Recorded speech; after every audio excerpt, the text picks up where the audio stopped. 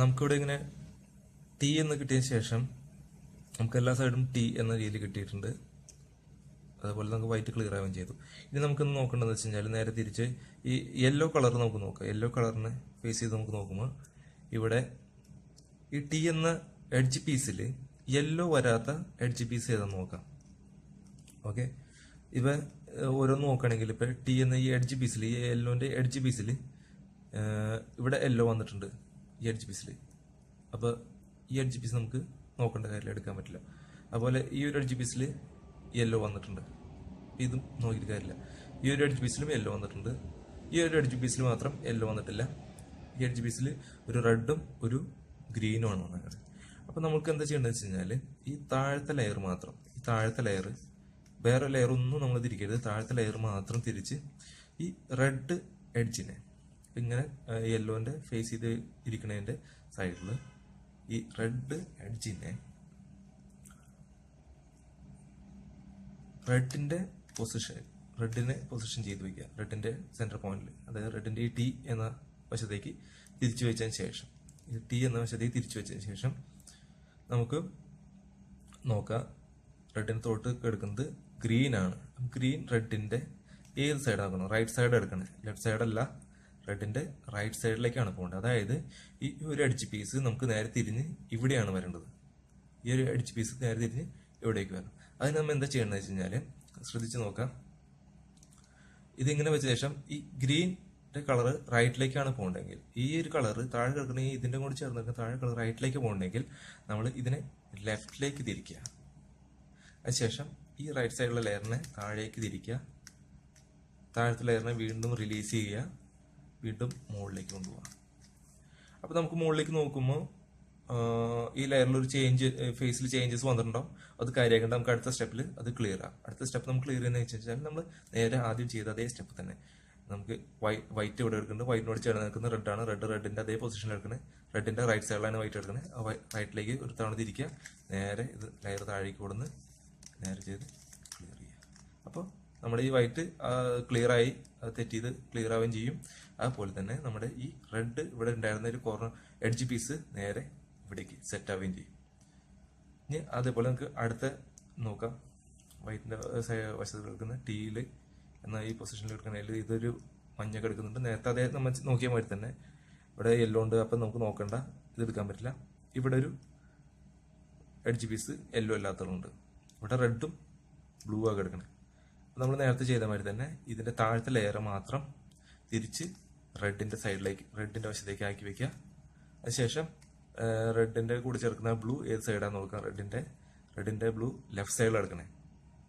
അപ്പോൾ ഈ താഴെ വെക്കുന്ന ഈ കളറ് ലെഫ്റ്റിലേക്ക് വരണമെങ്കിൽ, അതിപ്പോൾ ബ്ലൂ ആണ്, ബ്ലൂ ലെഫ്റ്റിലേക്ക് വരണമെന്നുണ്ടെങ്കിൽ നേരെ റൈറ്റിലേക്ക് തിരിക്കുക.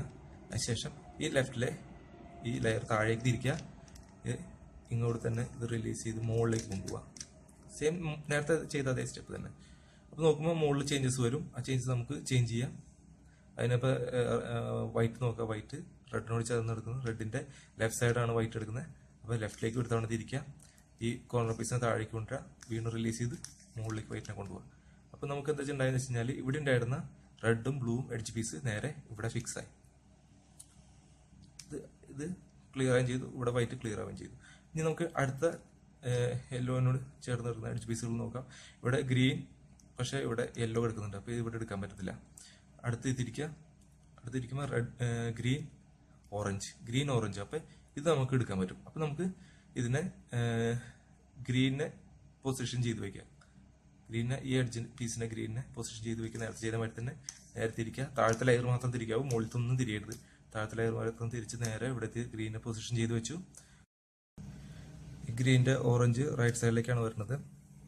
അപ്പോൾ നമ്മൾ എന്താ വെച്ചാൽ റൈറ്റ് സൈഡിലേക്ക് വരണമെങ്കിൽ ലെഫ്റ്റ് സൈഡിലേക്ക് തിരിക്കുക. അതിനുശേഷം ഈ റൈറ്റ് സൈഡിലെ ലെയർ താഴെ തിരിച്ച് നേരെ ഇങ്ങോട്ട് റിലീസ് ചെയ്ത് മുകളിലേക്ക് കൊണ്ടുപോകാം. അപ്പോൾ നമുക്കിവിടെ കുറച്ച് ചേഞ്ചസ് വരും. അപ്പോൾ നമുക്ക് നേരെ തിരിച്ച് ഇവിടെ വൈറ്റിൻ്റെ ഏത് സൈഡ്, ലെഫ്റ്റ് സൈഡാണ് ഗ്രീൻ കിടക്കുന്നത്. ഗ്രീൻ്റെ റൈറ്റ് സൈഡ് വൈറ്റ് എടുക്കുന്നത്. അപ്പോൾ ഗ്രീനെ റൈറ്റിലേക്ക് തിരിക്കുക. അതിനുശേഷം ഈ പൊസിഷൻ താഴേക്ക് കൊണ്ടുവരാൻ നേരെ അങ്ങോട്ട് റിലീസ് ചെയ്ത് മുകളിലേക്ക് കൊണ്ടുപോകാം. അപ്പോൾ നമുക്ക് എന്താ ചെയ്യേണ്ടത് വെച്ചാൽ ഇവിടുത്തെ ഈ എഡ്ജ് പീസ് ഗ്രീനും ഓറഞ്ചായ എഡ്ജ് പീസ് നേരെ ഇവിടെ സെറ്റ് ആവുകയും ചെയ്തു. നേരെ വൈറ്റ് ഇവിടെ ക്ലിയർ ആവുകയും ചെയ്തു. അതിനുശേഷം നമുക്ക് വീണ്ടും താഴേക്ക് യെല്ലോനെ ഫേസ് ചെയ്ത് നോക്കാം.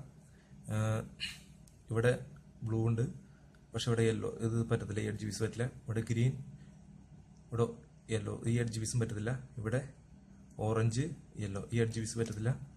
ഇവിടെ ബ്ലൂ, ഓറഞ്ച്, ഈ ബ്ലൂ ഓറഞ്ച് നമുക്ക് ശരിയാക്കാൻ പറ്റും. അപ്പോൾ നമുക്ക് ഇത് പറഞ്ഞ പോലെ തന്നെ ബ്ലൂവിൻ്റെ പൊസിഷനാണ് ഓൾറെഡി ചെയ്ത് ഇരിക്കണേ. അപ്പോൾ നമുക്ക് ഇനി പൊസിഷൻ ചെയ്യേണ്ട കാര്യമില്ല. ഇനി നോക്കാം ബ്ലൂവിൻ്റെ താഴെ കിടക്കുന്ന ഈ ഓറഞ്ചിനെ,